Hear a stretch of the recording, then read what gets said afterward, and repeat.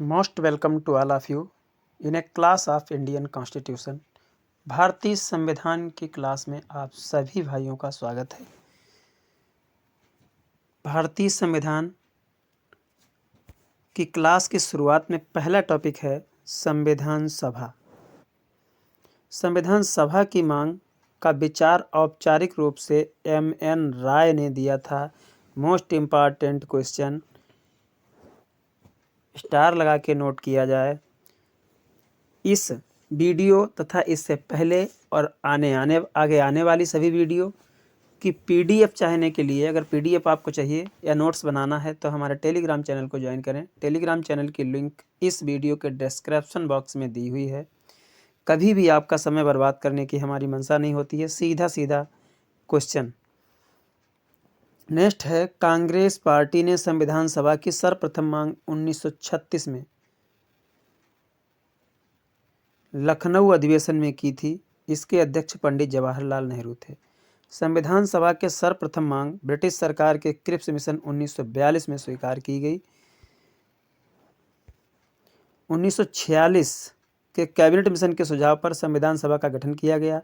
इसके अध्यक्ष Pethick Lawrence. Most important question, इसके अध्यक्ष पैथिक लॉरेंस। इसको कलर्ड पेन से या स्टार लगा के नोट करें।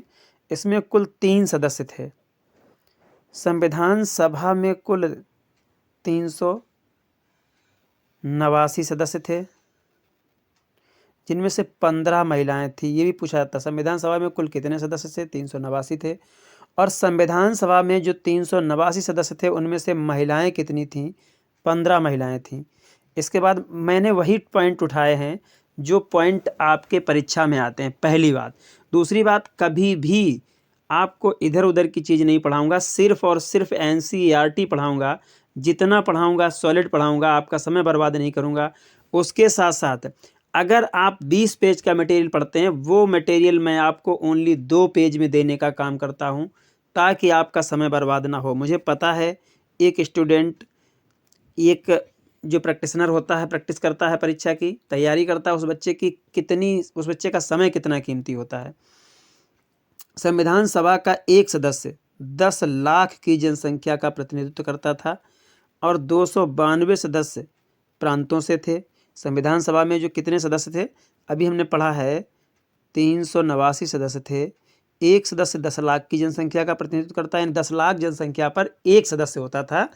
और 292 सदस्य हमें प्रांतों से मिले थे और 4 सदस्य प्रेसिडेंसी क्षेत्र से मिले थे और 93 सदस्य देशी रियासतों से मनोनीत थे।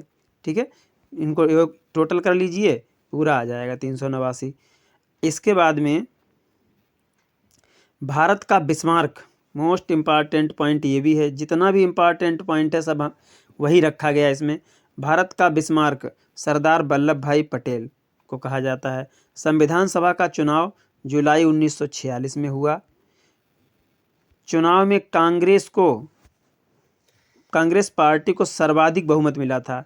कुल सीटें 292 पर चुनाव हुआ था, उसमें से 208 कांग्रेस को मिली थी और 73 सीटें मुस्लिम लीग को मिली थी। ठीक है, इसके बाद में इस जो टॉपिक है हमारा बहुत शॉर्ट टॉपिक है और इस टॉपिक से लगभग आपको 2-3 क्वेश्चन जरूर मिलेंगे। एक क्वेश्चन तो पक्का है हर परीक्षा के लिए।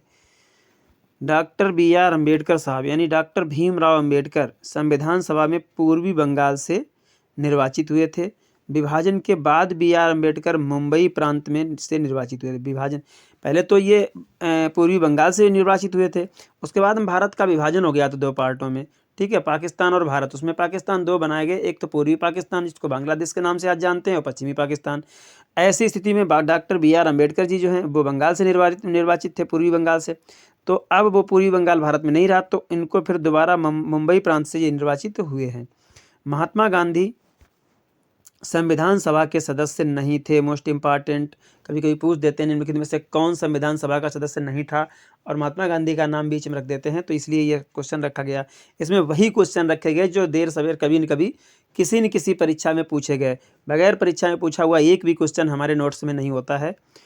9 दिसंबर 1946 को संविधान की सभा की प्रथम बैठक यानी संविधान सभा की, संविधान की सभा की नहीं, संविधान सभा की प्रथम बैठक कब हुई? 9 दिसंबर 1946। दूसरी बैठक कब हुई? 11 दिसंबर 1946 और तीसरी बैठक 13 दिसंबर 1946। 3 बैठकें हुई थी, ठीक। इसी दिन संविधान सभा का प्रथम अध्यक्ष, अस्थायी अध्यक्ष, उद्घाटन अध्यक्ष और प्रोटेम स्पीकर सच्चिदानंद सिन्हा जी को बनाया गया था। ये भी मोस्ट इंपॉर्टेंट है, कई बार अटेंड कर चुका एग्जाम में, कि संविधान सभा का प्रथम अध्यक्ष या अस्थायी अध्यक्ष कौन था, या उद्घाटन अध्यक्ष कौन था, या फिर प्रोटेम स्पीकर कौन था? सच्चिदानंद सिन्हा जी। संविधान सभा की दूसरी बैठक 11 दिसंबर 1946 को हुई। इस बैठक में जो 46 को हुई, इस बैठक में क्या हुआ? इस बैठक में संविधान सभा का अध्यक्ष या संविधान सभा का स्थायी अध्यक्ष डॉक्टर राजेंद्र प्रसाद को बनाया गया, ठीक है। यानी सच्चिदानंद सिन्हा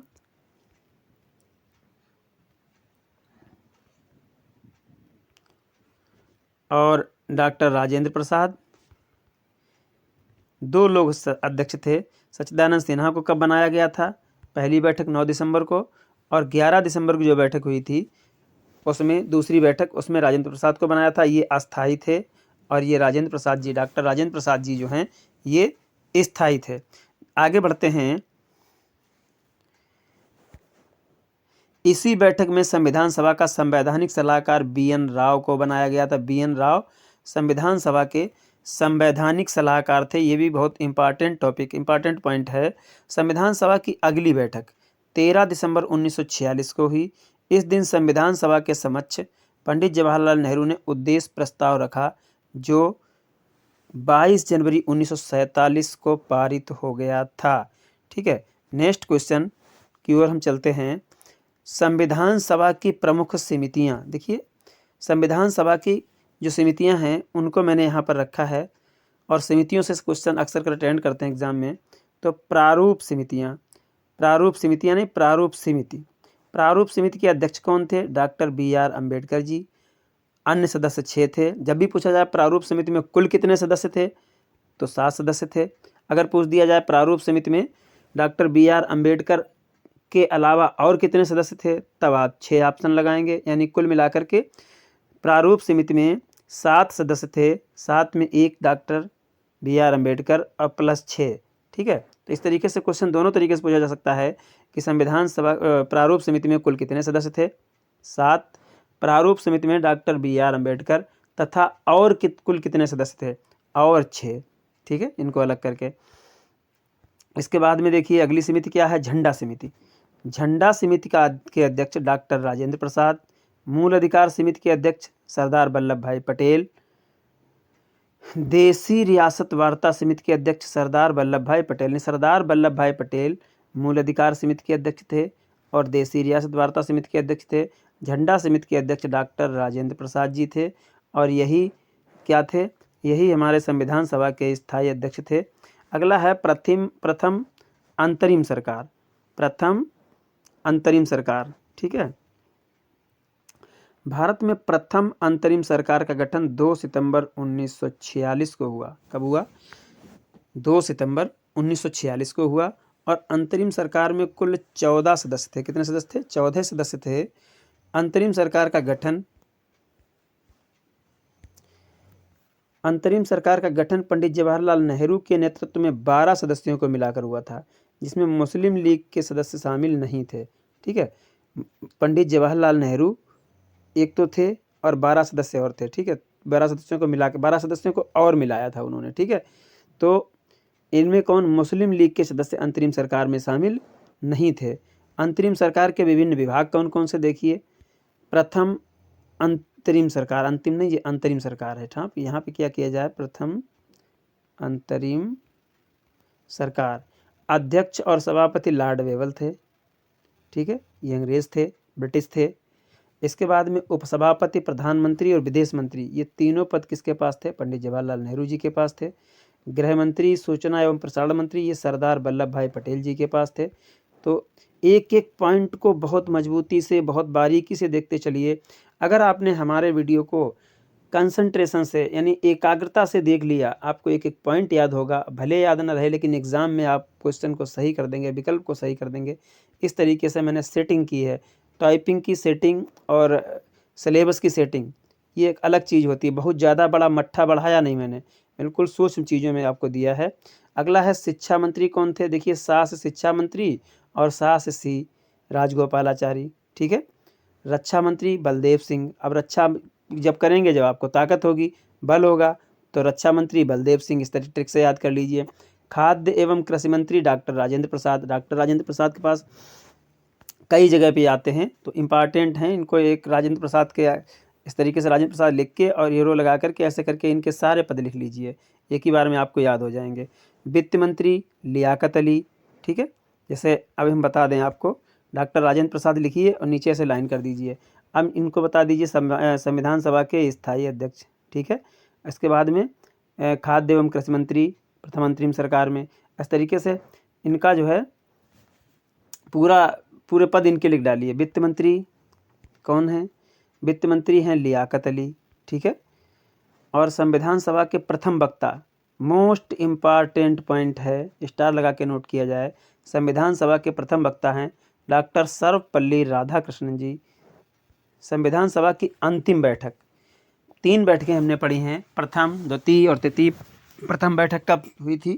प्रथम बैठक हमने पढ़ी है 9 दिसंबर 1946, द्वितीय बैठक पढ़ी है 11 दिसंबर 1946 और तृतीय बैठक जो है तीसरी बैठक 13 दिसंबर 1946, ऐसे याद रखिए।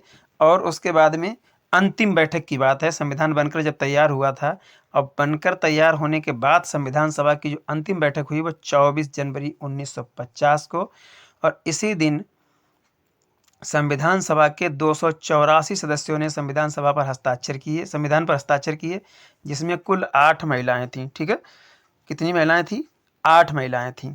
देखिए अभी हम आपको बता चुके हैं कि संविधान सभा जो सदस्यता ली थी उसमें कितने थे?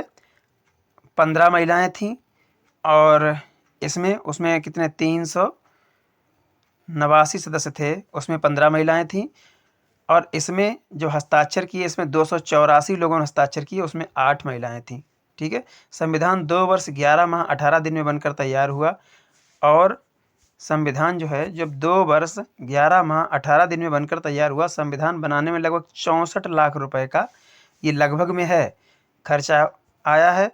और भारतीय संविधान को कब अंगीकार किया गया? 26 नवंबर 1949 को अंगीकार किया गया, ठीक है। और 26 जनवरी 1950 को लागू हुआ। जब भी पूछा जाए कि भारतीय संविधान को अंगीकार कब किया गया? 26 नवंबर 1949 को। भारतीय संविधान को लागू कब किया गया? 26 जनवरी 1950 को। और संविधान दिवस कब मनाया जाता है? इसीलिए 26 नवंबर को संविधान दिवस हम मनाते हैं। अगला है भारतीय स्वतंत्रता के समय ब्रिटेन के प्रधानमंत्री कौन थे? जब हमारा भारत आज़ाद हुआ था तो उस समय क्लीमेंट एटली ब्रिटिश के प्रधानमंत्री थे। अब भारतीय स्वतंत्रता के समय भारतीय कांग्रेस पार्टी के अध्यक्ष जे.बी. कृपलानी जी थे। कौन थे? जे.बी. कृपलानी जी। भारतीय स्वतंत्रता के समय भारत का गवर्नर जनरल लॉर्ड माउंटबेटन था, और स्वतंत्र भारत के प्रथम गवर्नर जनरल और अंतिम British governor general Lord Mountbatten. स्वतंत्र भारत में ये पहले गवर्नर जनरल है, और अंग्रेज का मतलब अंतिम अंग्रेज governor general Lord Mountbatten. Bharat के प्रथम governor general Lord William Bentinck. स्वतंत्र भारत की बात यहाँ कर रहे हैं, हम यहाँ भारत की बात कर रहे हैं। और स्वतंत्र भारत के प्रथम गवर्नर जनरल कौन? भारतीय। स्वतंत्र भारत के प्रथम भारतीय गवर्नर जनरल यहाँ पर होना चाहिए, हैं, प्रथम भारतीय। तो ये कौन थे? सी राजगोपालाचारी, ठीक है। अंतिम गवर्नर जनरल ये भी सी राजगोपालाचारी, ठीक है। इसके बाद में अगले वीडियो को हम अगली क्लास को फिर अगले शाम 5 बजे देंगे। ये क्लास सुबह 5 बजे की है, अगली शाम 5 बजे को मिलेगी आपको। तब तक के लिए नमस्कार।